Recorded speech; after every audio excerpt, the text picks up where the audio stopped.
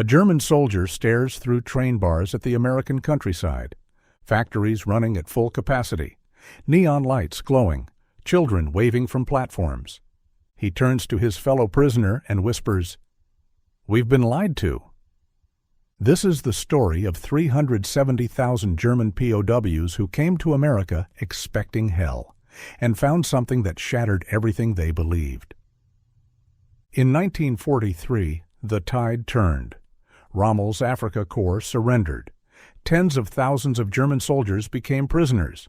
They expected British camps. Instead, they heard 4 words that made no sense. "You're going to America."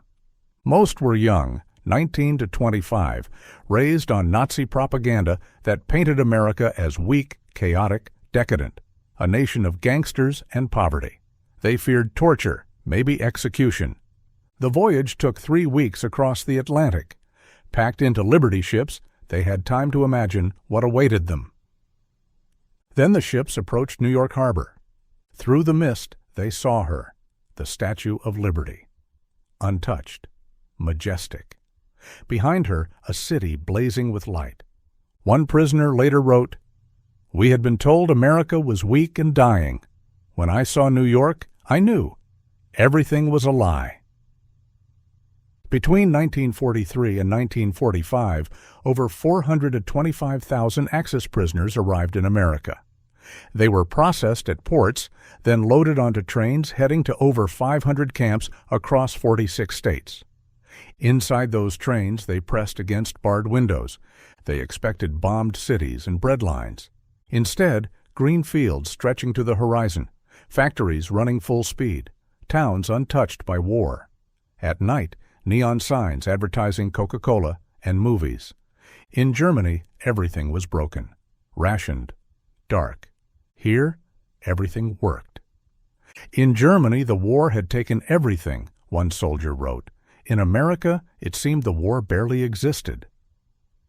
When trains stopped in small towns, locals gathered. Children waved. Farmers smiled. Some threw apples and chocolate through the windows. The enemy was supposed to hate them. Instead, they showed kindness. They arrived at camps in Texas, Mississippi, Iowa. Behind barbed wire, order, cleanliness, abundance.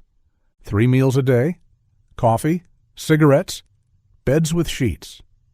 A German officer said, "We were prisoners, yet for the first time in years we could sleep without fear." They could write letters, play soccer, study English, listen to music. America followed the Geneva Convention, exactly, sometimes more. To soldiers raised under Hitler's iron regime, it was incomprehensible. The enemy was treating them better than their own army ever had. By 1944, America needed labor. Farmers had gone to war. Harvests were at risk. So prisoners were sent to work details, picking cotton, harvesting corn, repairing railways. They earned 80 cents a day in camp money. No chains, no whips, just work and trust. That's when they really saw it. Every American farmer had 2 tractors. Fields stretched for miles. Barns overflowed with machinery. One engineer said, "Every farmer here had more technology than an entire factory in Germany." They toured factories. One plant in Michigan built a B-24 bomber every 63 minutes. Another in Chicago produced 5 million rounds of ammunition daily. Cars, planes, trucks, rolling off assembly lines 24 hours a day. "The Americans could build faster than we could destroy," one officer admitted. The realization hit like a hammer. Their nation could never have won this war. At first, many refused to believe it. They thought it was staged, elaborate propaganda designed to break them. But the illusion never cracked. Everywhere they went, America was the same. They saw workers speak freely to bosses. No salutes, no fear. They saw newspapers criticizing the government, and the journalists walked free. They heard church sermons against the war, and the pastors went home safely.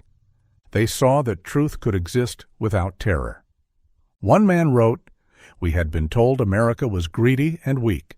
Instead, we found respect and power beyond imagination."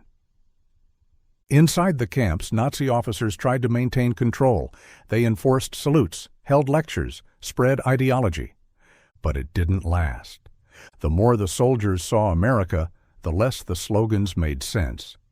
They were living proof that everything the Reich had promised, strength, honor, superiority, was false. In late 1944, the U.S. launched a re-education program, not through force, but through facts.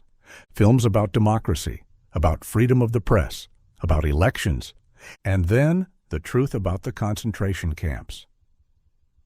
When newsreels from liberated camps reached the POW compounds, silence fell. The images spoke louder than any speech. Many refused to believe it. Others broke down. For the first time, they saw what their country had become. Weeks later, guards noticed changes. Nazi symbols vanished from barrack walls. Salutes stopped. The loudest believers grew quiet. One guard wrote, "They came here as soldiers. They will leave as men." Small groups started organizing debates, discussing literature, politics, philosophy. Some learned English. Some began teaching each other about democracy. A few volunteered for radio broadcasts aimed at rebuilding Germany. They called it Der Ruf, the call. Its message, Germany must never follow blind obedience again. When the war ended in May 1945, repatriation was delayed. The Allies feared chaos in Europe, so the men stayed, another year, working alongside Americans, playing music together, talking. Some even fell in love. By 1946, the camps closed. The prisoners boarded ships and sailed home. They arrived in Germany to find ruins, bombed cities, hunger, silence. Many called it a second shock, worse than capture, because now they had seen what a functioning country looked like. One former POW said, "When we came home, we realized the camps in America had been paradise." Thousands of those prisoners became teachers, journalists, politicians. They were called the America Germans. They helped shape West Germany's future, built on openness, democracy, cooperation, not fear. Historians later wrote that America's treatment of its prisoners became one of the war's greatest psychological victories. Not through punishment, not through propaganda, through example. The United States defeated Nazi Germany not only on the battlefield, but in the minds of its soldiers. For those German prisoners, captivity became their first true experience of freedom.